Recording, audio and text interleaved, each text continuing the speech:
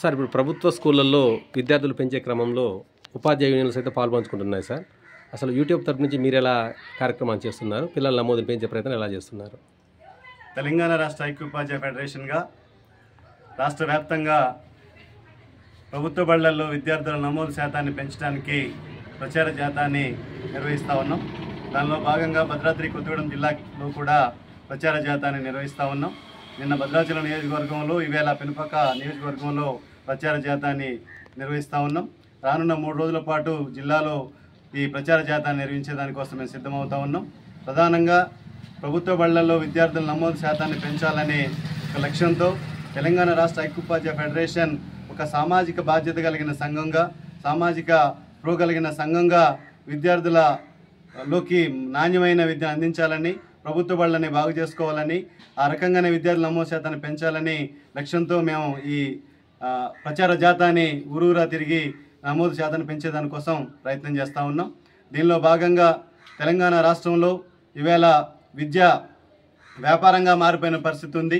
ప్రభుత్వ పాఠశాలను బ్రతికించుకోవాలని, ప్రభుత్వ విద్యారంగాన్ని కాపాడుకోవాలని, ప్రభుత్వ పాఠశాలలో విద్యార్థుల నమోదు శాతాన్ని పెంచాలని ప్రధాన లక్ష్యంతో ఈవేళ మేము ఈ ప్రచార జాతాన్ని జిల్లాలోని అన్ని ప్రాంతాల్లో నిర్వహిస్తున్నటువంటి పరిస్థితి ఉంది.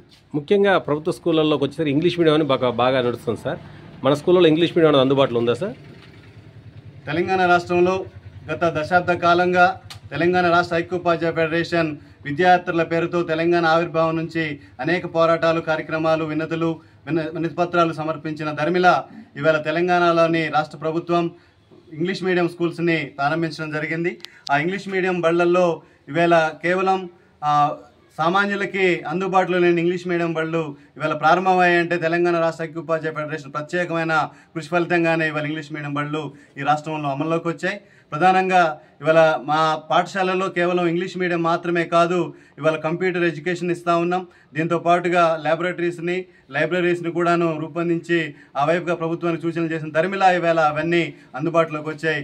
అంతేకాదు ఇవాళ ప్రపంచం అంతా టెక్నాలజీ వైపు పరుగులు పెడుతున్నటువంటి సందర్భంలో ఏఐ టెక్నాలజీని, ఆర్టిఫిషియల్ ఇంటెలిజెన్స్ సిస్టాన్ని కూడాను ప్రభుత్వ బడులలో అమలు చేసేదానికోసం ప్రభుత్వ ఉపాధ్యాయులుగా ఒక బాధ్యత కలిగిన తెలంగాణ రాష్ట్ర ఐక్య ఉపాధ్యాయ ఫెడరేషన్ కార్యకర్తలుగా మేమంతా ప్రభుత్వ విద్యారంగాన్ని కాపాడుకోవడం కోసం ముందుకి నడుస్తున్నటువంటి పరిస్థితి ఈవేళ ఈ రాష్ట్రంలో ఉంది. ఇప్పుడు తల్లిదండ్రుల నుంచి స్పందన మీరు తిరుగుతున్నారు కదా సార్, తల్లిదండ్రుల స్పందన ఏ విధంగా ఉంది?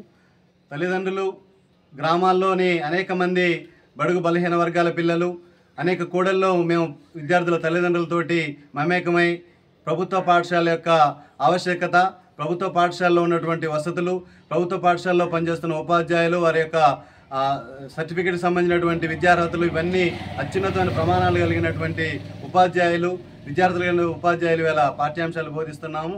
కాబట్టి మీ పిల్లలందరినీ ప్రభుత్వ పాఠశాలలో చేర్చాలని మేము వారికి విజ్ఞప్తి చేసిన ధర్మిలా వారి నుంచి మంచి స్పందన వస్తూ ఉంది. ఖచ్చితంగా వేలాది రూపాయలు ప్రభుత్వ బళ్ళని వదిలేసి ప్రైవేటు బళ్ళకి ఇవ్వడం ద్వారా ఆర్థికంగా కూడా నష్టపోతూ ఉన్నాం.